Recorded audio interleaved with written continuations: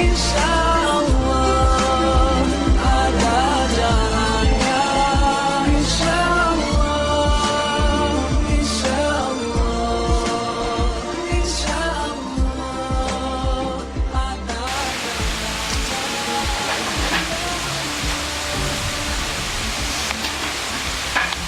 أعوذ بالله من الشيطان الرجيم. بسم الله الرحمن الرحيم. الحمد لله رب العالمين، والصلاة والسلام على أشرف الأنبياء والمرسلين سيدنا محمد وعلى آله وصحبه أجمعين. اللهم رب اشرح لي صدري ويسر لي واحلل عقدة من لساني يفقهوا قولي. سبحانك لا علم لنا إلا ما علمتنا إنك أنت العليم الحكيم. ولا حول ولا قوة إلا بالله العلي العظيم.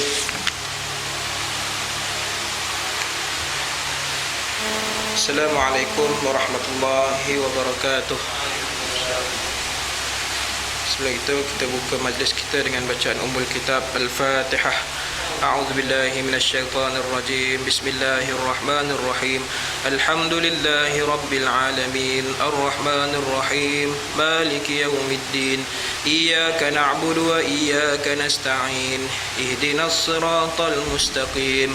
Siratal ladzina an'amta 'alaihim ghairil maghdubi 'alaihim waladdallin. Amin. اللهم صل على سيدنا محمد وعلى آله وصحبه وسلم. اللهم صل على سيدنا محمد وعلى آله وصحبه وسلم. اللهم صل على سيدنا محمد وعلى آله وصحبه وسلم. اللهم صل على سيدنا محمد وعلى آله وصحبه وسلم. اللهم صل على سيدنا محمد وعلى آله وصحبه وسلم. اللهم صل على سيدنا محمد وعلى آله وصحبه وسلم.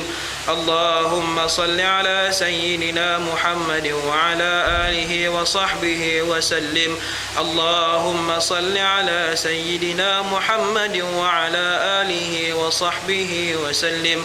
اللهم صل على سيدنا محمد وعلى آله وصحبه وسلم.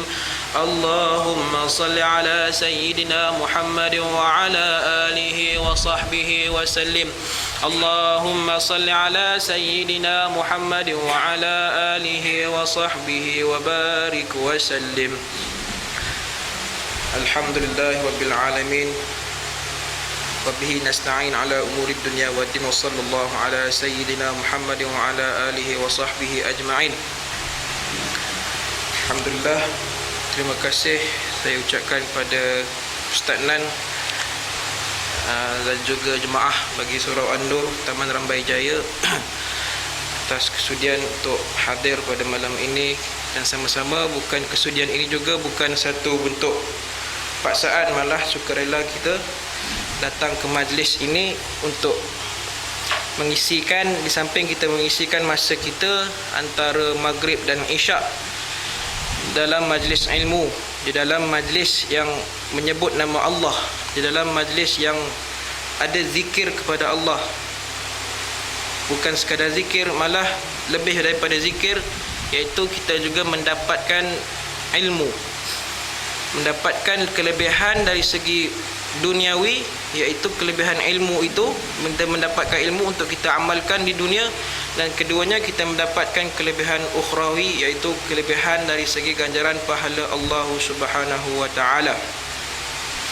Maka kita jangan menjadi orang yang kecewa walaupun kita tak dapat seronok-seronok dekat rumah. Macam ada orang lain waktu ni dia seronok dekat rumah, ada orang lain yang waktu ni dia tengah tengok TV kat rumah dengan anak-anak. Kita jangan jadi orang yang kecewa tak dapat berseronok-seronok kat rumah waktu-waktu ni. Ni waktu seronok, ada orang yang kerja siang, waktu-waktu ni lah nak enjoy, waktu-waktu ni lah nak ada masa senggang dengan anak-anak, anak bini, nak berjalan-jalan waktu-waktu ni. Kita jangan menjadi orang yang kecewa kerana dengan perkara-perkara yang kecil macam ni. Ini perkara dunia. Kerana Nabi kita bersabda, Nabi kita sallallahu alaihi wasallam bersabda, Man bana lillahi masjidan qadra mahfasi qatatin banallahu lahu baitan fil jannah. Barang siapa yang membina sebuah masjid di dunia, barang siapa yang membina, atau dikata membina ini mendirikan, ataupun dalam kata lain kita mengunjungi, kita memakmurkan rumah Allah, qadra mahfasi qatatin, sekadar sebesar sangkar burung sekalipun, ataupun kita punya datang ni sekadar nak dengar je, nak dengar ilmu je, ataupun sekadar nak duduk dalam i'tikaf dalam masjid je, itu je yang kita mampu buat. Tak dapat buat lebih daripada itu. Nak jadi imam tak mampu, nak jadi muazzin tak mampu, tapi kita jadi orang yang kerdil, iaitu jadi makmum, ataupun kita menjadi orang yang beriktikaf di dalam surau atau di dalam masjid. Maka apa kata Nabi? Banallahu lahu baitan fil jannah. Maka Allah membina untuk kita, maka Allah mendirikan untuk kita satu rumah di syurga Allah Jalla wa'ala kelak. InsyaAllah jangan kita menjadi orang yang kecewa kerana dengan secebis dunia yang kecil, secebis dunia yang hina, tak dapat nak berseronok walaupun sekejap, dan masa kita dihabiskan untuk beriktikaf di dalam rumah Allah, untuk duduk di dalam rumah Allah, mendengarkan ayat-ayat Allah, mendengarkan hadis-hadis Rasulullah sallallahu alaihi wasallam. InsyaAllah pada malam ini kita akan membincangkan tentang tajuk tentang secebis kelebihan membaca Al-Quran dan pembawanya. Kitab ini ialah kitab tentang adab hamalatul Quran yang dikarang oleh guru besar kita, iaitu Imam Nawawi rahimahullah ta'ala, yang mengarangkan kitab ini dan mengandungi beberapa bab. Ada 9 bab. Jadi kitab ini bagus. Kalau kita menjadi ahli Al-Quran, wajar kita untuk memiliki kitab ini. Dalam bahasa Melayunya, maksudnya adab-adab pembawa Al-Quran, adab-adab orang yang bersama Al-Quran, adab-adab orang yang membaca Al-Quran, adab-adab orang yang mengaji Al-Quran. Ini adab-adabnya. Jadi Al-Quran ini ada kelebihannya. Imam Nawawi tulis dalam bab yang pertamanya tentang secebis kelebihan membaca Al-Quran dan seorang yang membawa Al-Quran, iaitu membawa bukan erti kata bawa Quran, tetapi di dalam diri kita ni dihiasi dengan sifat-sifat Al-Quran dan membaca Al-Quran, menghafaz Al-Quran dan sebagainya. Allah Subhanahu wa taala berfirman, innal ladzina yatluna kitaballahi wa aqamus salata wa anfaqu mimma razaqnahum sirran wa alaniyah yarjuna tijaratan lan tabur liyuwaffiyahum ujurahum wa yazidahum min fadlih innahu ghafurun syakur. Bahwasanya Allah bersabda, sesungguhnya orang-orang yang selalu membaca kitab Allah dan mendirikan salat serta mendermakan daripada apa yang kami kurniakan kepada mereka secara bersembunyi atau secara terang, mereka mengharapkan sebuah perniagaan yang tidak akan mengalami kerugian, agar Allah menyempurnakan kepada mereka pahala mereka dan menambahkan kepada mereka daripada kurnianya. Sesungguhnya Allah Maha Mengampun lagi Maha Mensyukuri. Ini ayat tentang orang yang selalu membaca Al-Quran, orang yang tidak akan rugi dari segi perniagaan dengan Allah Subhanahu wa taala, iaitu orang yang pertama, orang yang selalu membaca kitab Allah, alladzina yatluna kitab Allah.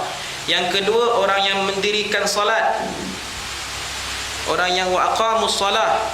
Yang ketiga, orang yang mendermakan daripada apa yang kami kurniakan kepada mereka secara sembunyi atau secara terang-terangan. Kita mendermakan harta yang apa kita ada. Allah berikan, sama ada harta yang Allah berikan itu secara terang ataupun secara sir, secara sembunyi. Maka mereka ini, 3 golongan ini mengharapkan sebuah perniagaan yang tidak akan mengalami kerugian. Umpamanya seorang peniaga yang tidak akan mengharapkan kerugian. Mana-mana peniaga pun tak akan mengharapkan kerugian. Semua nak untung. Masing-masing nak ada keuntungan. Takkan seorang peniaga pun nak ada kerugian. Apatah lagi ini pula perniagaan dengan Allah Subhanahu wa taala, yang membaca Al-Quran, jadilah kita orang yang membaca Al-Quran. Orang yang membaca Al-Quran tak mengharapkan kerugian pun dengan Allah Ta'ala, malah mendapat pahala yang berlipat kali ganda, sangat besar. Satu huruf daripada Al-Quran itu mendapat 10 ganjaran pahala. Satu huruf, baru satu huruf. Bismillahirrahmanirrahim dah ada berapa huruf? Tuan-tuan, Bismillahirrahmanirrahim dah ada berapa huruf? Bismillah saja. Ada 19. 19 kali 10 dah dapat 190 pahala. 190 pahala ganjaran. Itu kita punya matematik, kira kita 190 kita punya tahap fikir kita. Tapi di sisi Allah punya 190 tu macam mana? Masya Allah, mungkin lagi besar daripada itu, mungkin lagi banyak daripada kita punya apa yang kita fikirkan. Baru bismillah, bayangkan kalau baca satu muka, baca qul huwallah saja dah berapa huruf ada. Maka inilah orang yang seperti mengharapkan perniagaan yang tiada ruginya. Malah dapat baca Quran, dapat pahala yang berlipat kali ganda, mendapat keuntungan yang sangat besar dan sangat tinggi di sisi Allah Subhanahu wa taala. Yang kedua ialah orang yang mendirikan salat. Orang yang mendirikan salat ialah juga antara orang yang seperti mengharapkan perniagaan yang tiada ruginya, malah mendapat keuntungan yang sangat berlipat kali ganda. Yang ketiga, orang yang mendermakan daripada apa yang kami kurniakan kepada mereka secara bersembunyi atau secara terang. Kita dapat duit memang banyak. Duit kita dapat tiap-tiap bulan, gaji masuk. Itu dari segi harta. Kita sedekahkan harta kita banyak, tiap-tiap kali Jumaat dapat sedekahkan lagi duit kita, harta kita. Dan yang harta yang secara tersembunyi dan secara terang ini juga membawa maksud, ni harta kita Allah bagi kat badan kita ni, boleh angkat tangan, ni harta ni. Tangan, mata kita boleh pandang, harta. Telinga kita boleh mendengar, harta. Mulut kita boleh bercakap, harta. Otak kita boleh berfikir, ini harta. Harta yang Allah berikan kepada kita. Jadi jangan kita sia-siakan harta yang Allah Ta'ala berikan ni. Allah berikan kita harta, kita tak sia-siakan, kita bawakan dia harta kita ni ke jalan yang betul. Jadi masa imam zikir, kita jangan duduk diam. Imam zikir la ilaha illallah wahdahu la syarikalah lahul mulku wa lahul hamdu yuhyi wa yumiitu wa huwa ala kulli syai'in qadir 10 kali.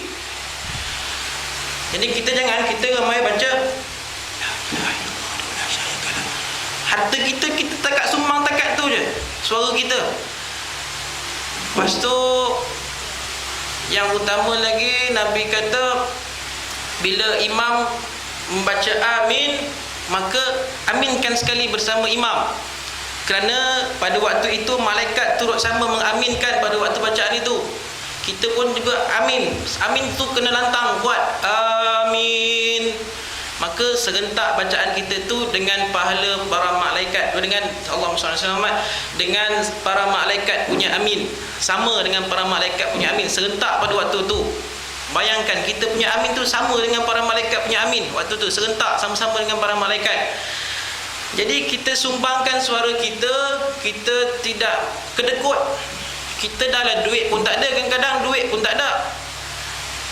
Dengan diri sendiri pun kita kedekut kadang-kadang. Jadi jangan jadi orang yang kedekut dengan diri kita. Jangan jadi orang yang tak mau langsung nak sumbangkan ataupun nak menggunakan harta ni, harta satu tubuh ni, daripada atas sampai bawah ni harta Allah berikan kepada kita. Menjaga diri kita daripada segala perkara yang mungkar, menjaga diri kita daripada mendapat kurang pahala. Nak jaga diri kita daripada kurang dapat pahala. Kita nak pahala kita dapat pahala yang banyak. Macam semayang kita ni, kita punya semayang ni sah memang sah dah kalau ikutkan dari segi semayang, dari segi rukun solat sah kita ikut dah 13. Satu pertama niat, dua takbiratul ihram, tiga berdiri tegak semua sampai 13 sampai tertib. Sah itu dari segi rukun solat dah sah. Tapi bagaimana pula di sisi Allah Ta'ala? Sah tak sah di sisi Allah Ta'ala? Agak-agak Allah pandang tak solat kita? Agak-agak Allah terima tak solat kita? Agak-agak Allah ni rasa nak pandang sangat ke masa kita tengah semayang tu? Jadi kita takut-takut kita menjadi orang yang cuma sekadar sah dari segi rukun solat, tapi solat kita langsung tak dapat apa-apa di sisi Allah Ta'ala. Jadi nak jadi semayang kita ni dapat pahala full. Ulama mengatakan kalau nak dapat, ulama mengatakan ada hadis yang sebut, yang kita pun sendiri tahu, yang solat berjemaah dapat 27 kali lipat, 27 kali ganda pahala. Kalau semayang jemaah tu kita tahu. Tapi ulama kata ada yang mengatakan nak dapat 27 kali ganda tu kena betul dari segi saf, kena betul daripada segi bacaan Fatihah, kena betul daripada segi hubungan kita dengan makmum yang lain, hubungan kita dengan imam, kena betulkan dari segi Allahumma salli ala sayyidina Muhammad, kena betulkan dari segi hubungan kita dengan Allah, kena betulkan dari segi khusyuk kita, betulkan dari segi kita punya pergerakan semayang kita sama tak dengan Rasulullah sallallahu alaihi wasallam, ikut tak cara Nabi. Jadi kita semayang ni ikut cara Nabi ke atau kita ikut cara sendiri? Jadi insya-Allah nanti belajar yang betul macam mana solat cara Nabi Rasulullah sallallahu alaihi wasallam. Kami meriwayatkan daripada Uthman ibn Affan radhiyallahu an, katanya Rasulullah sallallahu alaihi wasallam bersabda, khairukum man ta'allama al-Quran wa 'allamah. Sebaik-baik kamu ialah sesiapa yang mempelajari Al-Quran dan mengajarkannya, iaitu mengajarkan kepada orang lain. Alhamdulillah, kita di sini ramai yang ahli Al-Quran, ada yang guru Al-Quran, ada yang murid Al-Quran, ada yang menjadi orang yang mustami' sekadar mendengar Al-Quran. Jadi kita jangan jadi orang yang kecewa dengan Al-Quran, sebab Allah kata, Nabi Rasulullah SAW berkata, khairukum man ta'allama Al-Quran wa 'allamah. Sebaik-baik kamu daripada kita ni, daripada satu golongan kat dunia ni semua ni, sebaik-baik umat Nabi Rasulullah SAW ialah orang yang mempelajari Al-Quran dan mengajarkannya. Orang yang sibuk mempelajari Al-Quran dan orang yang sibuk berdakwah, orang yang sibuk dirinya dengan ilmu, orang yang sibukkan dirinya dengan dunia kepada dakwah, kepada ilmu, kepada jihad. Yang ni satu ni, kita tak mampu nak angkat senjata nak pergi perang kat Syria, kita tak payah nak pergi perang kat Palestin, tak payah. Ini jihad kita yang paling besar sekali yang Allah nak bagi, yang Nabi sendiri cakap sebaik kamu ialah orang yang mempelajari Al-Quran dan mengajarkannya. Belajar Al-Quran. Kalau orang yang pandai Al-Quran, ajar Al-Quran. Jangan menjadi orang yang mengecewakan Rasulullah sallallahu alaihi wasallam. Sebab Nabi dah kata, sebaik-baik kamu jadi orang yang terbaik bila mana kamu dapat ajar orang Al-Quran, bila mana kita dapat belajar baca Al-Quran. Jadi pakcik-pakcik, bapak-bapak, makcik-makcik, mak-mak, walaupun kita ni daripada kecil tak pernah mengaji Quran, walaupun kita ni daripada kecil memang tak pernah tengok langsung Quran, lepas tu dah tua-tua ni lah belum malu, teringin nak belajar Quran tapi malu. Jangan tangguh-tangguh, jangan malu-malu, jangan segan-segan. Lepas tu ada yang jenis, tunggulah tahun depan lah, tahun depan, jangan tangguh-tangguh, tunggulah nanti sikit lah, tunggu dah stabil sikit lah, anak-anak pun dah tunggu anak-anak besar sikit. Jangan tangguh, benda baik jangan tangguh. Dalam kitab adab suluk murid kata, perkara yang menangguh-nangguh ini ialah daripada syaitan. Perkara yang kita nak tangguh-tangguh, kejap-kejap tangguh, tak apa, tak payahlah. Jangan. Nabi kata bila nak buat amalan waktu siang, jangan tangguh nak buat ke malam. Bila nak tangguh buat amalan ke malam, jangan tangguh nak buat esok pagi. Buat terus, jangan tangguh-tangguh. Nak belajar Al-Quran, jangan tangguh-tangguh, jangan malu. Kita ada belajar dengan Ustaz Nan, belajar dengan guru-guru Al-Quran. Kita ada ramai lagi guru-guru Al-Quran kat mana-mana, boleh cari. Senang sangat kat kita ni, kat Melaka ni, boleh cari guru-guru Al-Quran. Daripada Aisyah, Sayyidatina Aisyah radhiyallahu anha, beliau berkata Rasulullah sallallahu alaihi wasallam bersabda, "Alladhi yaqra'ul Qur'an wa huwa mahirun bihi ma'as safaratil kiramil bararah, walladhi yaqra'ul Qur'an wa huwa yatata'ta'u fihi wa huwa 'alaihi syaqqul lahu ajran." Apa Nabi kata? Ini berbalik kepada hadis yang atas, khairukum man ta'allamal Qur'ana wa 'allamah. Kenapa Nabi kata sebaik-baik kamu ialah orang yang belajar Al-Quran dan orang yang mengajar Al-Quran? Sebab hadis yang terusnya Rasulullah kata orang yang baca Al-Quran itu, sedangkan dia seorang yang mahir membaca Al-Quran, wa huwa mahirun, dia mahir, boleh baca Al-Quran, hebat. Qari dapat qari nombor 1 Malaysia. Qari dapat peringkat surau Taman Rambai Jaya, dapat nombor 1. Dialah nombor 1 dekat Taman Rambai Jaya ni. Maka Rasulullah kata orang yang mahir membaca Al-Quran, maka dia akan bersama dengan ma'as safaratil kiramil bararah, bersama para malaikat yang mencatat amalan kebaikan. Malaikat yang mencatat amalan kebaikan duduk setaraf dengan para malaikat. Ni kelebihan orang yang membaca Al-Quran, orang yang mahir, orang yang tahu selok belok isi Al-Quran. Ataupun tak tahu nak selok belok, tak tahu nak belajar ulum Al-Quran. Dalam ilmu Quran ni banyak tuan-tuan. Kita yang tahu, kita belajar ilmu tauhid, fiqh, tasawuf, 3 tu. Tapi kalau ilmu Al-Quran dia ada banyak lagi. Dia ada ilmu ulum Al-Quran, ilmu dhabtul Quran. Ilmu dhabtul tu maksudnya penitikan Al-Quran. Nak letak titik kat Quran tu. Kan kat Madinah kalau kita pergi dekat muzium Quran, dekat Mekah ke Madinah? Mekah Madinah kot. Muzium Quran. Dia tunjuk Quran yang lama-lama tu, Quran tu tak ada langsung titik. Huruf ta, huruf ba tak ada titik. Ni tengok semua ada lekuk-lekuk je, tapi tak tahu tu huruf apa. Tu zaman Rasulullah punya Quran. Lepas tu yang kedua, dia tak ada baris. Baris pun tak ada, atas bawah semua tak ada, depan dengung semua tak ada. Baris sukun semua tak ada. Tak ada baris langsung, dah ada titik tak ada, baris pun tak ada. Jadi nak baca tak boleh. Jadi ulama pun membahaskan, ulama pun cuba bincang macam mana kita nak buat agar umat-umat masa depan ni boleh baca. Kita ni faham sebab kita ni duduk dengan Rasulullah. Jadi sahabat pun bincang, kita ni duduk dengan Rasulullah, macam mana kita nak buat ni? Maka dari zaman ke zaman, maka timbullah dalam pemikiran ulama yang daripada zaman tabi'in untuk membuat satu ilmu namanya ilmu dhabtul Quran, iaitu menitikkan Al-Quran dan membariskan Al-Quran. Ada lagi dalam ilmu Al-Quran namanya ilmu fawasil, ilmu fasilah. Fawasil maksudnya ilmu yang yang buat nombor kat Al-Quran kat ujung. Bismillahirrahmanirrahim, tak kira. Alhamdulillahirrabbilalamin 1, Ar-Rahmanirrahim 2, Ar-Maliki Yaumiddin 3, Iyyaka na'budu wa iyyaka nasta'in, sampai habis tu ada nombor-nombor dia. Sekian ada nombor-nombor, semua ada nombor-nombornya. Itu pun tak ada pada zaman Rasulullah sallallahu alaihi wasallam. Itu baru ada pada zaman yang seterusnya. Tak ada pada zaman Rasulullah. Jadi tu ulama dia bincang-bincang macam mana nak buat, macam mana nak buat. Jadi kita tak mampu nak belajar ilmu macam tu. Ada lagi yang ilmu namanya ilmu qiraat.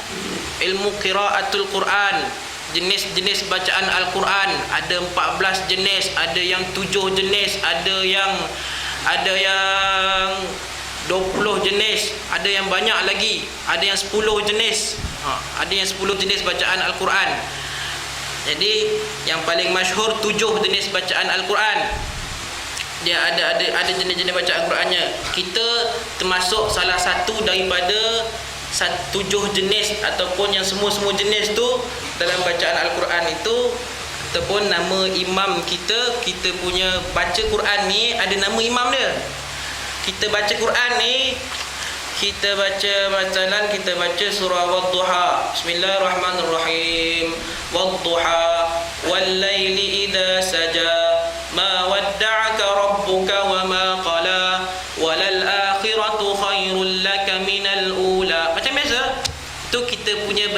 bacaan. Yang paling banyak kat dunia punya jenis bacaan, lebih kurang hampir kepada 90% jenis bacaan kat dunia baca sejenis dengan kita ni. Itu namanya jenis qiraat, bacaan Hafs an Asim. Nama dia Hafs an Asim.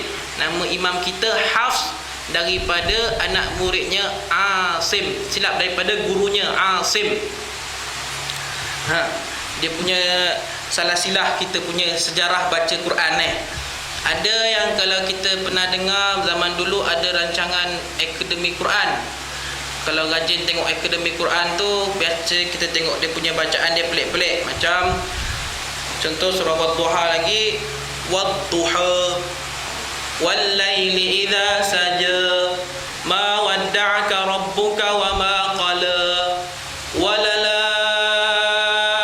akhiratu khairul laka minal ula. Tu jenis qiraat, jenis bacaan lain yang namanya Imam Allahumma shalli ala sayyidina Muhammad, Imam Warash. Ada yang jenis namanya Imam Hamzah yang dibaca dengan style macam Kelantan sikit. Wadduha. Yang tadi Wadduha, Melaka. Yang ni jenis Kelantan. Wadduha wal-laili idza saja ma wadda'aka rabbuka wa ma qala. Jadi ni jangan kalau kita tak pernah dengar kita cakap orang tu sesat pula.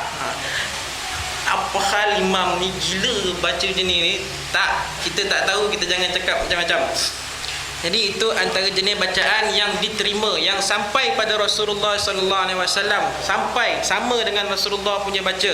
Jadi ulama pun buat aturkan ilmu tu, ilmu qiraat, ilmu fawasil, ilmu dhabtul Quran, ilmu ulum Quran, belajar tentang ulum-ulum Al-Quran. Ada lagi ilmu tafsir Al-Quran. Jadi itu antara jenis ilmu-ilmu di dalam bidang Al-Quran. Jadi kita antara orang awam, kita tak mampu nak belajar ilmu macam tu. Jadi cukup sekadar kita mahir membaca Al-Quran saja. Nabi cakap mahir dalam baca Quran. Boleh baca Quran, hebat. Boleh baca Quran pun jadilah. Maka dia akan duduk bersama dengan malaikat safarah yang menghitung amalan kebaikan, lagi yang berbuat kebajikan. Masya Allah, duduk bersama dengan malaikat. Manakala jangan risau, orang yang mahir je dapat pahala. Orang yang tak mahir, orang yang gagap, jenis yang baca A jadi Ha, yang jenis baca Ba jadi Ja, jadi Ka jadi Qa, terbalik-terbalik tunggal langgang. Jangan risau. Orang yang macam ini, walaupun dia membaca Al-Quran, tapi dengan syarat berguru. Bukan baca sorang-sorang. Baca sorang-sorang dapat dosa. Dah lah tak reti, bengong, lepas tu tapi baca sorang-sorang, lepas tu pergi baca tunggal langgang terbalik, dapat dosa, sia-sia dalam pahala amalan kita. Jadi sebab tu kena berguru. Baca kena berguru. Jadi Rasulullah kata, manakala sesiapa yang membaca Al-Quran dalam keadaan tergagap-gagap dan sukar, gagap, dia gagap baca nak baca Fatihah pun lebih kurang sejam baru dapat habis. Saya dulu belajar dengan guru saya, baca Fatihah sebulan. Tak dah boleh baca pun sebulan. Ini pula kita yang jenis kadang-kadang tak reti nak baca Quran. Lagilah berapa lama, 2-3 tahun kot baru dapat baca surah Fatihah dengan betul. Jadi maka orang yang tergagap-gagap dalam baca Al-Quran dan sukar, maka dia memperolehi 2 ganjaran. Lagi besar pahala amalan dia. Tapi jangan perasan pula lagi besar daripada orang yang mahir. Orang yang mahir tu lagi tinggi. Dia satu ganjarannya, tapi ganjaran dia sangat tinggi, duduk dengan para malaikat. Orang yang mahir, orang yang boleh membaca Quran tapi dalam keadaan tergagap-gagap, jangan risau, kita pun dapat pahala juga. Kita pun ada ganjaran juga. Malah dapat 2 ganjaran. Yang pertama ganjarannya, ulama kata yang pertama ganjarannya ialah ganjaran membaca Al-Quran sendiri. Kita dapat baca Al-Quran tu dapat ganjaran. Walaupun kita salah, innalladzina amanu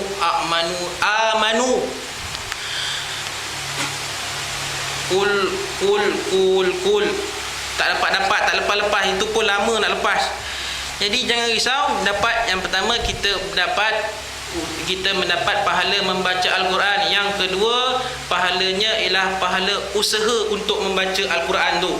Walaupun tak boleh, walaupun kita dah tua, maklumlah ustaz, makcik dah tua, dah sebu kepala ni, tak boleh masuk, tak cakap tu ustaz ajar lah macam mana pun sebutlah huruf dha macam ni. Tak boleh nak ikut juga ustaz, gigi makcik tak ada. Pakcik pun gigi pun pakai poliden sekarang ni. Sikit-sikit lagi dah lama 5-6 tahun dah duduk kat mulut ni, sikit lagi nak tanggal ni.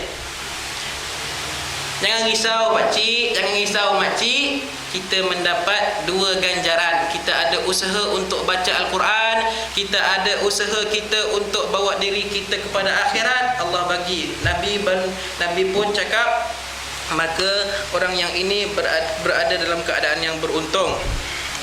Dari Abu Musa Asy'ari katanya Rasulullah SAW bersabda, "Mathalul mu'minul ladzi yaqra'ul Qur'an mathalul utrujah." Ini perumpamaan daripada Rasulullah SAW. Orang mukmin yang membaca Al-Quran seperti buah utrujah. Kita tak ada buah utrujah ni. Iaitu buah utrujah ni yang jenisnya macam mana? Rihuha tayyib wa ta'muha tayyib. Baunya lazat, rasanya pun juga lazat. Ini umpama orang yang membaca Al-Quran seperti buah utrujah. Kalau kita kat sini, buah kita buah apa yang sedap, rasa sedap, bau pun sedap? Durian kot. Takat Melayu durian lah, utrujah. Jadi ini umpama orang yang membaca Al-Quran seperti buah yang sangat sedap, dari segi bau pun sedap, rasa pun sedap. Lepas tu Rasulullah menyatakan yang kedua, orang mukmin, wa mathalul mu'minul ladzi la yaqra'ul Qur'an mislut tamrah. Orang mukmin tetapi tak baca Quran. Yang tadi baca Quran, mukmin tapi baca Quran. Yang ini yang kedua teruk sikit, mukmin tapi tak membaca Al-Quran. Boleh baca Quran tapi malas baca Al-Quran. Boleh baca Quran tapi selalu leka, tak nak utamakan Al-Quran. Ada orang yang Allah berikan dia Al-Quran, yang boleh mahir, boleh bertaranum, boleh dengan ilmu Quran, boleh macam-macam dengan Al-Quran dia boleh buat. Tapi dia tak nak gunakan kesempatan Quran tu. Dia pergi sibuk buat kerja lain, pergi sibuk dengan kerja-kerja lain, tak ada. Ini kita menjadi orang yang rugi. Ini yang kedua, Nabi kata orang yang mukmin tetapi tidak membaca Al-Quran mathalut tamrah, seperti buah tamar, buah kurma. Macam mana buah kurma? La rihu laha wa ta'muha tayyib hulwun. Tak ada bau. Buah kurma tak ada bau. Cium lah, memang tak ada bau. Bau tu je lah. Bau Yusuf Tayyub pun tak ada kat dia. Bau si Yusuf pun tak ada kat dia. Walaupun Yusuf Tayyub tu dah buat kat dia banyak tahun, tapi tetap tak ada bau Yusuf tu kat dia. Ni buah tamar. Wa ta'muha tayyib hulwun. Tak ada bau tetapi rasanya manis, rasanya sedap, rasanya sangat menyelerakan tekak kita. Ini umpama orang mukmin tetapi tidak membaca Al-Quran. Kita mukmin dah, manis, benda tu manis, rasa tu dah ada dah, manis. Kita mukmin memang dapat pahala, Allah bagi kat kita ganjaran macam-macam, mendapat orang jadi orang yang mukmin. Tetapi mukmin tapi tak gunakan kesempatan untuk baca Quran. Bau tak ada, tak ada apa-apa. Busuk pun tak ada, wangi pun tak ada. Jadi orang yang anti ada. Bau hampak pun tak ada, bau wangi pun tak ada. Dia tak ada bau. Jadi tak seronok lah. Tak ada bau, wangi pun tak ada, busuk pun tak ada. Dia tak ada bau. Jadi ini umpama orang mukmin tapi tidak membaca Al-Quran. Yang ketiga, Nabi kata apa? Wa mathalul munafiqul ladzi yaqra'ul Quran mislur raihanah.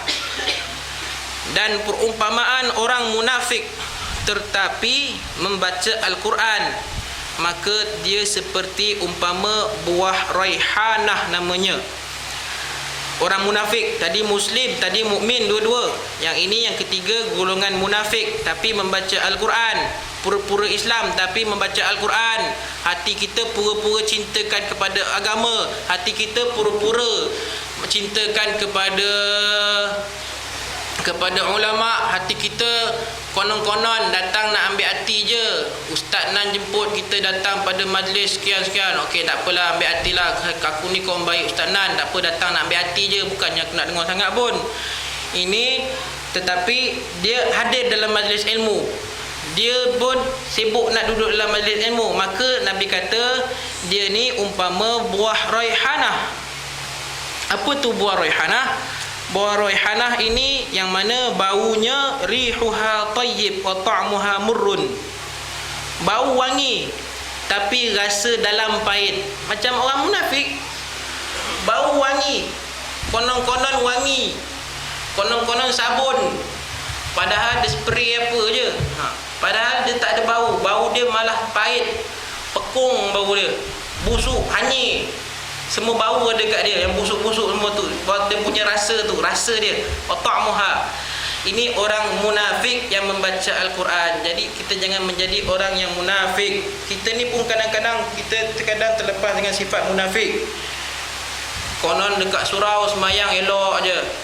Semayang Allahu Akbar. Oh ni pakai pun semat-semat di surau, pakai baju Melayu, pakai kopiah, songkok, sorban besar pun. Okey, semayang Allahu Akbar, kemas semayang. Bila kat rumah semayang seorang-seorang, Allah laju, jenis laju. Ni pun kategori munafik juga. Kat surau nampak elok semayang, kat rumah tak apa-apa dia punya semayang. Kat rumah lain dia punya semayang, asal semayang, asal boleh je dia punya semayang dia tu. Jadi ni orang yang jenis tak semenggah nama dia. Kita takut-takut kita tergolong jadi orang yang macam ini. Allahu Akbar. Dan yang terakhir Nabi kata, Nabi mengumpamakan wa mathalul munafiqul ladzi la yaqra'ul Quran kamithlul hamdhalah. Dan umpama orang munafik yang membaca Al-Quran, orang munafik dahlah munafik tetapi tidak membaca Al-Quran, maka dia ni seperti buah hanzalah. Apa tu buah hanzalah? Yang mana laisa laha rihun wa ta'muha murrun. Memang sangat teruk, dua-dua dia tak ada. Bau pun tak ada, maka dia punya rasa pun sangat pahit, sangat teruk rasanya. Ini umpama untuk orang munafik yang langsung tak baca Quran, orang munafik yang langsung dah munafik tidak membaca Quran, maka dia tiada bau, seperti buah hanzalah yang tiada bau dan tiada rasa yang sangat sedap. Maka dia menjadi orang yang sangat-sangat rugi, menjadi golongan yang keempat ini.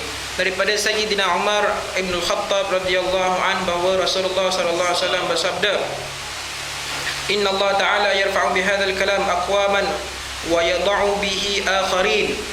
Sesungguhnya Allah Ta'ala mengangkat, meninggikan darjat beberapa golongan dan merendahkan darjat beberapa golongan lain dengan sebab perkataan ini. Perkataan apa?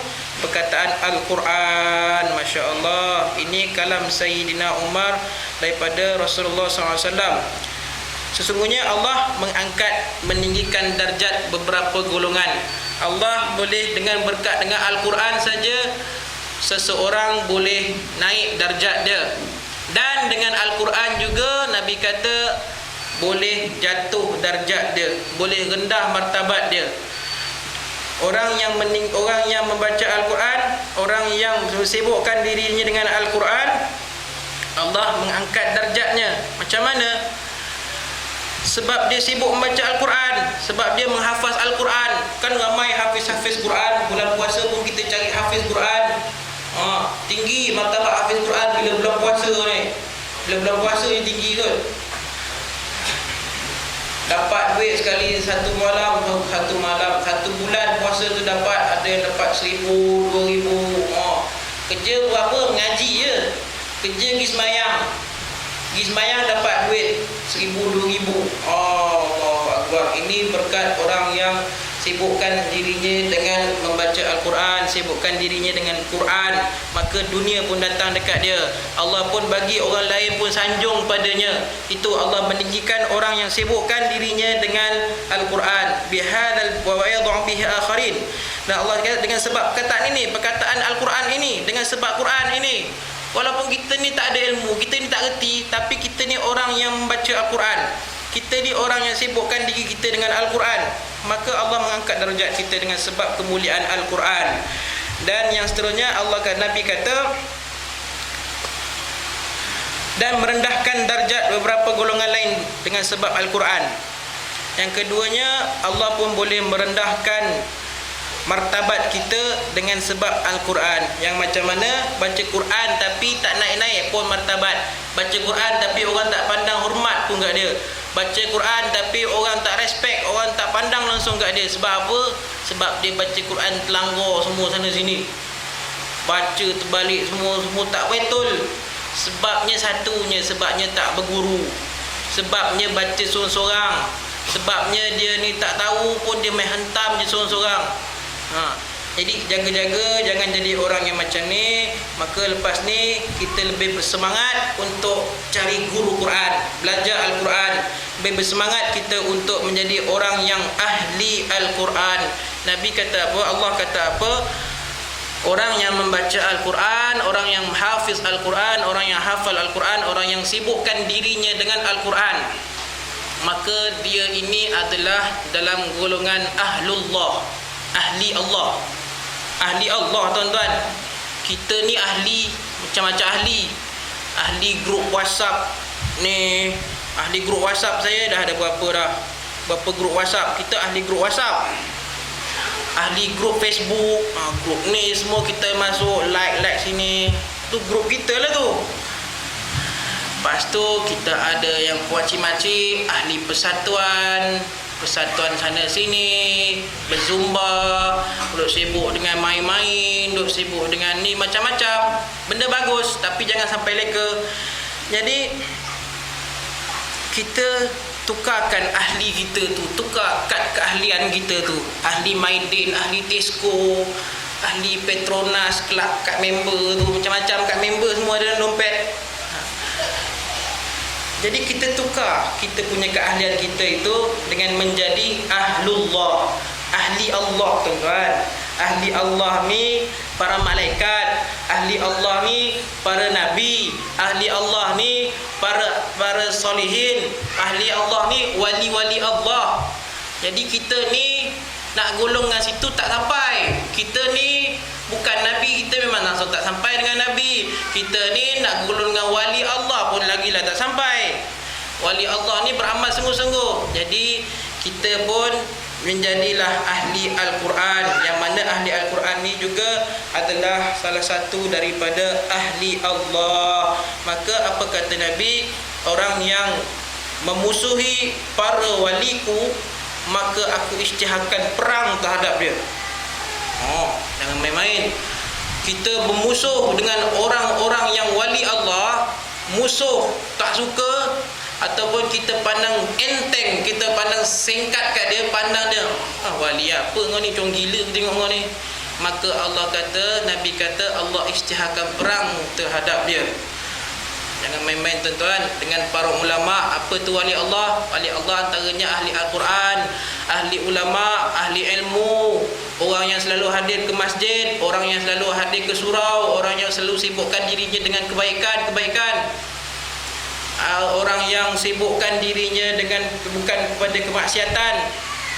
Ulama-ulama dulu tak sibuk pun, tak ada Tesco, tak ada supermarket, tak ada nak pergi suka-suka, nak pergi main ice skating, nak pergi main seronok-seronok, nak pergi jalan-jalan, tak ada. Dia orang ni, ulama-ulama mereka ini semua sibuk dunia mereka dengan ilmu saja. Ni ahli Allah, menghabiskan sisa hidupnya, memang dia dah nekatlah hati dia, hidup matiku lillahi rabbil alamin. Hidup mati aku adalah kerana Allah Ta'ala. Jadi jangan kita ni dah lah tak reti apa, kita ni dah lah bukan dalam kalangan ahli-ahli yang tadi tu. Maka janganlah kita menjadi orang yang membenci para ulama, para salihin, orang yang sibukkan dirinya dengan perkara kebaikan. Jangan.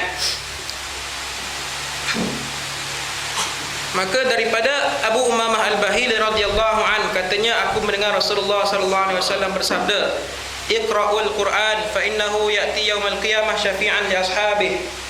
Bacalah Al-Quran, sesungguhnya ia akan datang pada hari kiamat sebagai pemberi syafaat kepada tuannya. Nabi kata, bacalah Al-Quran. Sesungguhnya Al-Quran akan menyerupai, akan mendatangi kita pada hari kiamat dan menjadikan dia dan memberi kita syafaat kepada tuannya, kepada pembaca Al-Quran. Quran yang kita baca tu janganlah kita tinggalkan walaupun dalam sehari. Janganlah kita tinggalkan walaupun dalam masalah kata kita dah biasa baca sehari sejuzuk, satu hari kita tertinggal. Jangan. Nanti Quran tu merajuk dengan kita. Nanti dia tak akan datang. Ini orang yang Nabi kata ia akan datang memberi syafaat kepada kita. Kalau kita dah biasa tapi kita tertinggal. Orang yang menghafal Quran tapi dia tinggal Quran, maka Nabi kata, tak diperlihatkan kepada aku dosa umat aku yang terlebih besar, melainkan orang yang hafal Al-Quran, orang yang hafal beberapa ayat daripada isi kandung Quran kemudian dia tinggalkan dia. Dosa tuan-tuan, hafal lepas tu tinggal, tak ingat, lupa, dosa. Jadi hukumnya wajib untuk ulang balik. Dan Nabi kata, tak diperlihatkan kepada aku pahala sekecil-kecil umat aku, iaitu melainkan pahalanya ialah seperti Allahumma salli ala Muhammad. Apa dia sebut tu? Tak ingat hadis tu. Tak ingat yang bab Al-Quran tu. Yang kedua tu tak ingat. Jadi tak banyak sebut. Jadi ada yang disebutkan dalam hadisnya itu. Jadi kita nak Al-Quran ini datang kepada kita sebagai pemberi syafaat. Jadi dikatakan juga dalam hadis, Al-Quran akan mendatangi kita pada waktu kita dalam kubur. Dalam kubur sorang-sorang tuan-tuan, tak ada siapa-siapa. Tak ada nak ikut mak ayah sekali duduk sebelah, tak ada nak ikut anak sekali duduk sebelah kita, tak ada. Kubur masing-masing. Kau kubur kau, kubur aku kubur masing-masing tuan-tuan. Tak ada kubur yang tanam sendiri. Kubur semua orang tanamkan. Jadi bila kita mana dalam kubur orang yang membaca Al-Quran ini, maka Al-Quran, maka akan datang seorang lelaki yang mukanya sangat tampan, handsome, mukanya sangat bersih, suci. Maka dia pun datang teman kita dan kubur kita pun bercahaya waktu tu. Maka ditanya, kau ni siapa? Tiba-tiba ada kat aku ni. Kau ni siapa? Aku ni tak kenal kau. Macam mana kau boleh ada teman aku? Aku tengok orang lain yang lain dalam kubur semua sorang-sorang, tak ada, gelap. Tiba-tiba kau datang dengan aku, kau ni siapa? Maka Nabi sabda, itulah Al-Quran. Itulah Al-Quran yang selalu kita teman dia dekat dunia. Quran kan selalu sorang-sorang dekat dunia. Dia ada kat rak-rak je, duduk kat rak teman. Tak ada siapa nak teman Quran. Tertinggal je Quran kat rak. Siapa pun tak teman Quran kat dunia. Maka Quran pun tak ingin teman kita kat akhirat nanti. Jadi kalau kita selalu teman Quran, maka Allah balas balik Quran teman kita dekat alam kubur nanti. Allahu Akbar. Jadi kita nak menjadikan Al-Quran ini sebagai pemberi syafaat kepada tuannya, kepada kita, tuan yang membaca Al-Quran. Jadi Quran yang kita baca tu, kalau boleh, yang pertamanya jangan selalu tukar. Kalau kita dah baca Quran tu je. Bacalah Quran tu je. Kadang-kadang kita tinggal tu tak apa, kita tukar baca Quran kat masjid, bacalah. Tapi ada satu Quran yang khusus, memang kita punya. Ini kalau untuk menjadi hafiz Quran, nasihatkan untuk baca Quran tu je. Sampai dah naik gelai Quran tu kan. Sampai dah tak ada rupa dah. Sampai Quran tu nak koyak dah habis dah.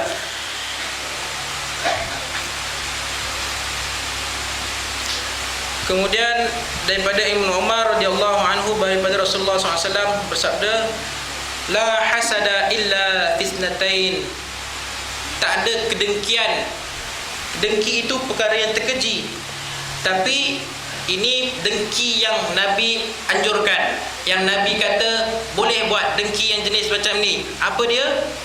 Rajulun atahu Allahul Quran fahuwa yaqumu bihi ana al-laili wa ana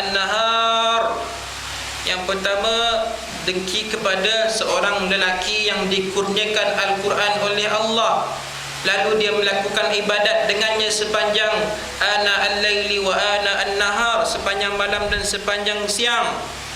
Ini dengki dengan orang yang macam ni, orang yang boleh Al-Quran, orang yang boleh baca Quran, orang yang sibukkan dirinya dengan Al-Quran. Jealous yang macam ni boleh. Bukan cemburu tengok orang jiran sebelah dah tukar kereta BMW, kita pun jealous. Tak ada.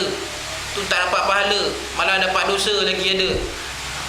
Jealous kepada keburukan, jealous kepada kebaikan tak apa, yang membawa kebaikan. Jealous tengok orang ni ada anak dia yang tahfiz Al-Quran, kita pun jealous. Jealous tu jangan jealous yang kita nak jatuh ke orang tu pula. Pergi hantar sihir orang ni, tak boleh, tu jealous pula. Jealous aku tengok orang baca Quran, tu disihir habis anak orang tu pun jadi tak boleh baca, bengong kepala, tak boleh baca. Jadi bukan yang macam tu. Jealous yang kita tengok dan kita pun berazam, kita pun nak juga yang macam dia, nak juga. Tu jealous yang jenis macam tu, bukan jealous yang negatif. Jealous tu yang membina untuk diri kita. Aku pun nak jadi macam kau juga. Tak boleh jadi. Aku tengok kau hari-hari baca Quran, belum berlumba untuk melakukan kebaikan. Sahabat belum berlumba nak sedekah, nak bersedekah harta-harta semua ni. Sahabat pertama nak sedekah harta, apa yang kau tinggal? Hanya ada aku tinggalkan, aku sedekahkan separuh daripada harta aku. Maka Sayyidina Abu Bakar pun jealous. Maka Sayyidina Abu Bakar, silap, sebelum tu Sayyidina Umar jealous. Ada sahabat yang sedekahkan hartanya hampir keseluruhan. Maka Sayyidina Umar pun sedekahkan sebahagian daripada harta dia. Maka Rasulullah pun kata, apa yang kau tinggalkan? Maka aku sedekahkan sebahagian daripada harta aku. Maka sebahagian lain itu adalah untuk anak isteri aku, nak makan, nak minum apa semua.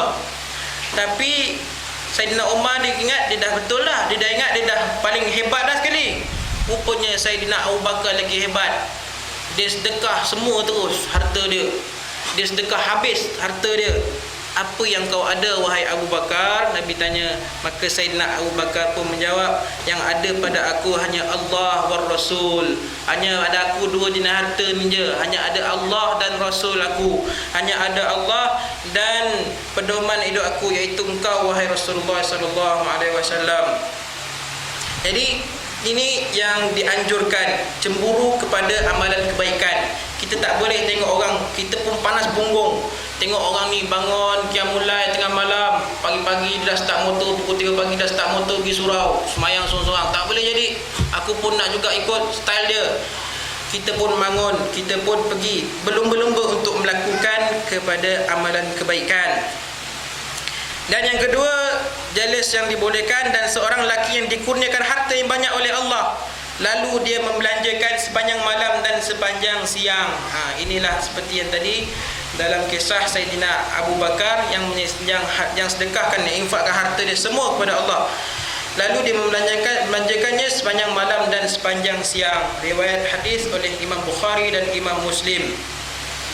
Kami juga meriwayatkan daripada riwayat Abdullah bin Mas'ud dengan lafaz yang lain, la hasada illa fi ithnatain, rajulun atahu Allahu malan fasallatahu ala halaktahu fil haqqi wa rajuluhu atahu Allahu hikmatan fahuwa yaqdi biha wa ya'lamuha. Dalam riwayat yang lain ada sebut kedengkian ini boleh, kedengkian tidak ada kedengkian hasad melainkan pada dua perkara, iaitu yang pertama, seorang lelaki yang dikurniakan harta oleh Allah lalu dia mempergunakannya sehingga dihabiskannya di jalan kebenaran. Ada harta, kita habiskan harta kita kepada jalan kebenaran. Ada harta, kita infakkan harta kita kepada jalan-jalan yang benar. Kita infakkan harta kita kepada jalan yang membawa redha Allah. Kita nak ada harta kita, kita nak buka akaun kita dekat akhirat. Kita ada akaun lebih kurang 6-7 akaun kat dunia. CIMB, HSBC ada buka akaun apa, tabung haji ada buka akaun, BSN, semua akaun ada, semua bank ada. Tapi dekat akhirat kita muflis, kita jenis tak ada akaun. Nak simpan akaun apa? Akaun pun tak ada untuk pahala kita. Nak akaun kita untuk simpan pahala kita tak ada.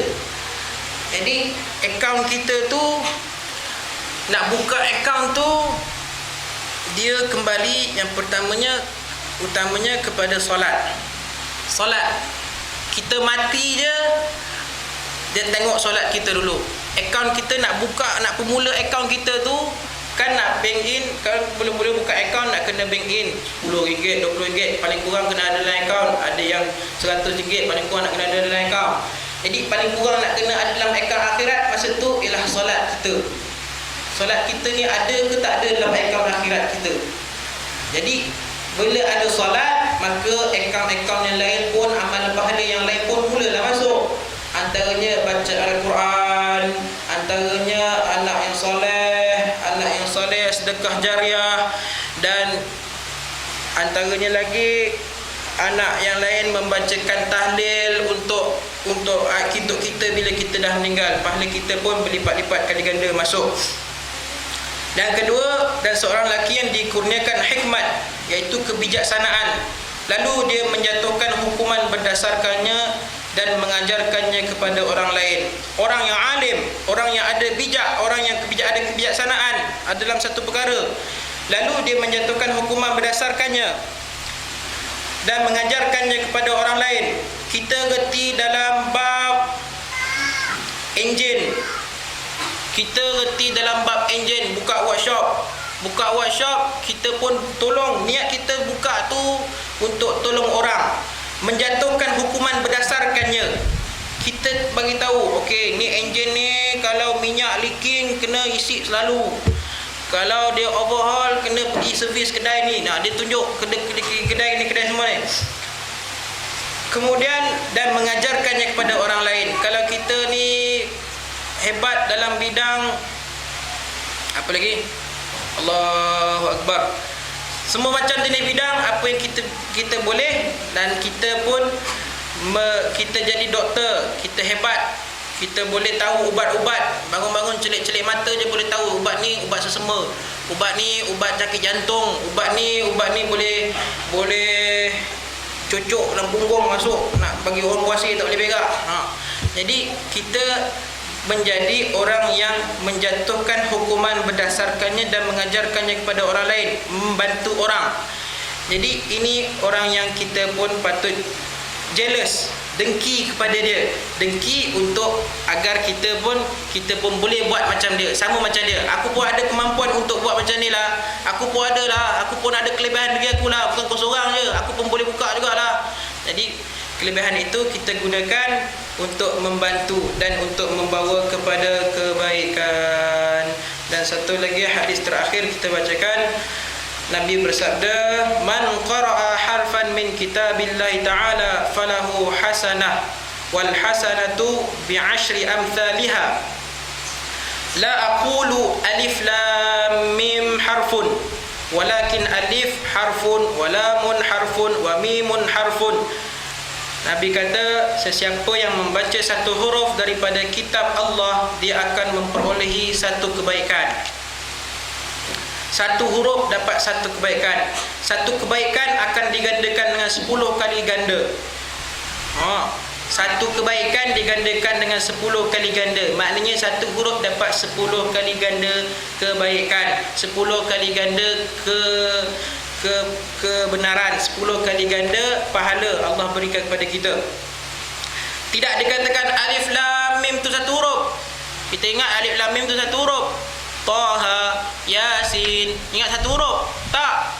Ya satu huruf, sin satu huruf, alif satu huruf, lam satu huruf, mim satu huruf. Kaf, ha, ya, ain, sad. Kaf satu huruf, ha satu huruf, ya satu huruf, ain satu huruf, sad satu huruf. Dah kalikan dengan 10, 50 kali lipat ganda pahala, 50 kali lipat ganda ganjaran yang kita dapat daripada Allah Ta'ala. Maka kita jadilah orang yang sentiasa membaca Al-Quran, orang yang melazimi Al-Quran, orang yang sibukkan diri kita, masa kita dihabiskan untuk Al-Quran. Jadi walaupun kita bekerja, walaupun kita ni ada masa kita ni nak buat dengan benda-benda lain, tapi jangan kita lupa untuk senggangkan, sibukkan.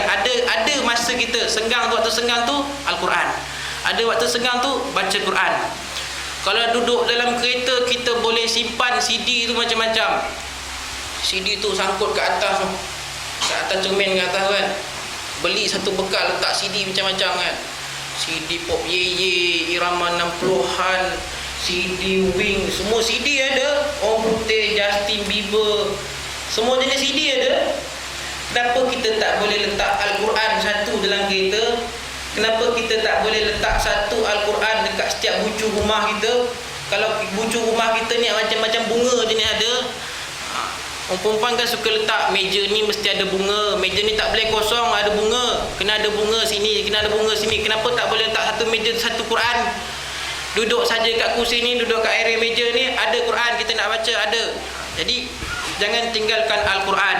Jangan kita meluputkan, jangan kita sia-siakan pahala kita dengan pahala membaca Al-Quran. Jadi ulama mengatakan zikir yang terbesar, zikir yang paling besar sekali, yang pertama ialah solat.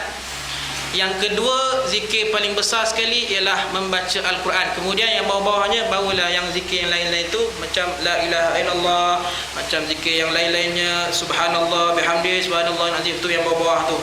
Jadi yang utamanya ialah membaca Al-Quran. Jadi jangan kita menjadikan kita ni orang yang sia-sia. Pahala kita ni tak berjalan. Pahala kita ni statik je, sama je daripada tahun lepas, sama dengan pada tahun ni. Kita punya pahala ni tak bergerak pun. Ramadan tahun lepas sama dengan Ramadan tahun ni.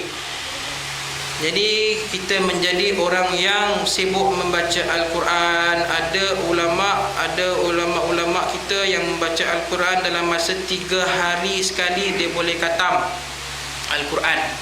3 hari sekali dia boleh khatam Quran. Dalam buku ni pun ada juga tulis, ada antara imam-imam besar macam Imam Syafi'i, 1 hari boleh baca Al-Quran, boleh khatam Al-Quran. 1 hari boleh baca Quran, khatam. Bukan 1 hari 1 muka, 1 hari khatam 30 juzuk. Ada yang jenis baca Al-Quran, ulama salafus salih kita yang dulu, yang jenis baca Al-Quran dia boleh khatam 2 kali sehari. Siang sekali, malam sekali dikhatam. Allahu Akbar. Ni masa dia macam mana kita agak-agak langsung, masa dia langsung tak ada sibukkan diri dia dengan benda yang sia-sia. Malah ulama-ulama kita yang dahulu pun, dia ni yang pertamanya kena kurang makan. Sebab apa? Sebab nanti dia takut duduk dalam tandas tu buang masa dia. Duduk dalam tandas tu buang masa. Rasa buang masa duduk dalam tandas. Sikit-sikit sakit perut, kejap-kejap. Kita ni 1 hari berapa kali pergi jamban? Berapa kali? Banyak kali. Kejap-kejap pergi jamban, kejap-kejap pergi tandas, kejap-kejap masuk lagi. Perupah makan, masuk lagi. Ni kejap lagi kita makan dah, ada. Balik rumah siap dah masing-masing. Jadi kita bukan ulama, kita alamak. Kita ni ular dalam semak, tak ada apa-apa. Jadi kita tak mampu nak jadi macam tu. Kita cuba usahakan diri kita untuk menjadi orang yang ada usaha untuk membaca Al-Quran. Ada inisiatif kita cuba untuk membaca Al-Quran walaupun dalam keadaan kita sibuk dengan perkara dunia. Jadi setakat ini dulu, insya-Allah kita jumpa di lain masa yang akan datang. Sampai sekarang boleh, insya-Allah kita berhenti sekarang ini dulu. Jadi sebelum tu saya perkenalkan diri saya dulu. InsyaAllah semua orang dah kenal kot saya. Tak kenal lagi. Jadi saya kenalkan diri saya. Saya ni anak kepada ayah saya lah. Saya ni Fakhrul Razi Muhammad Azmi. Ayah saya Dr. Azmi. Selalu orang sini kenal lah ayah saya. Jadi saya ni bukan tok guru ya. Saya ni pun belajar lagi, masih belajar ilmu lagi. Jadi kita takut, saya pun takut nak cakap sebenarnya ni. Sebab kita bukan ulama, kita bukan ahli pemberi fatwa, kita bukan orang beriktiraf untuk mengajar. Cuma menyampaikan sekadar apa yang mampu je boleh. Sebab ulama kita dulu dia nak mengajar pun lebih kurang 20-30 tahun baru boleh dapat mengajar, cakap kat depan. Ulama kita mengaji dalam 20-30 tahun barulah boleh bagi fatwa. 20-30 tahun. Zaman sekarang kita mengaji 4 tahun ijazah, 3 tahun diploma, tu pun dah sibuk mengajar sana sini.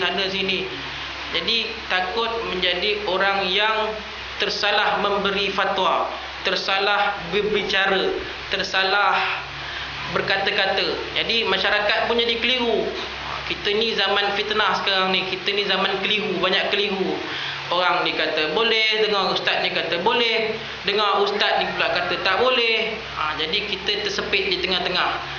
Jadi kita tak payah sibuk-sibuk bicara bab hukum, kita sibuk bicarakan belajar tentang ilmu kita sahaja. Yang utamanya kita belajar tentang adab-adab, bagaimana untuk kita berada di dalam majlis ilmu. Wallahu a'lam bishawab. Sekian, kita tutup majlis kita dengan bacaan Bismillahirrahmanirrahim. Alhamdulillahirabbil alamin wa bihi nasta'in wa ala ummatina wa sallallahu alaihi wa Muhammad wa ala alihi wa sahbihi ajma'in. Allahumma arhamna bil Qur'anil azim waj'alhu lana imaman wa nuran wa hudan wa rahmah. Allahumma dhakkirna minhu ma nasina wa 'allimna minhu ma jahilna warzuqna tilawatahu ana al-laili wa atrafan nahar waj'alhu lana hujjatan lana wa la hujjatan 'alaina ya Allah ya Allah ya rabbal alamin. Rabbana atina fid dunya hasanah wa fil akhirati hasanah wa qina 'adzaban nar. Wa sallallahu على سيدنا محمد وعلى آله وصحبه وسلم بفضل سبحان ربك رب العزة عما يصفون وسلام على المرسلين والحمد لله رب العالمين. السلام عليكم ورحمة الله وبركاته.